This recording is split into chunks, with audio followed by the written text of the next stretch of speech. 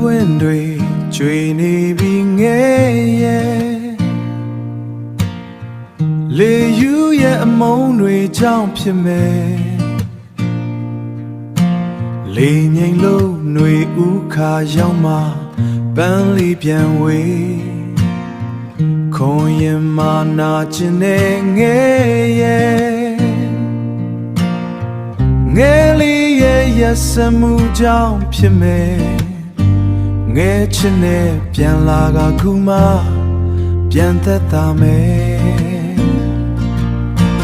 ဒီချိန်မှလေးတရားတွေပေးရတဲ့ကွယ်မျက်နှာရသူငယ်မောရလေတဲ့မောရလေတဲ့မြင်မင်းတွေတုံနေပြန်ပြီးငယ်ရဲ့လိုင်းကြီးရဲ့အညိုးတွေကြောင့်ဖြစ်မယ်လိုင်းစဲလို့ရေပြင်သာတော့မှငြိမ်သက်လာမယ်ခွန်ရင်မာနာချင်တဲ့ငယ်ရဲ့ငယ်လေးရဲ့ရက်စမှုကြောင့်ဖြစ်မယ်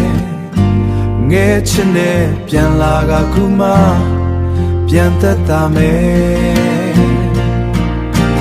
ဒီချိန်မှလေးတရားတွေပေး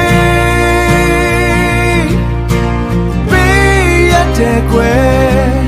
မျက်နှာရသူင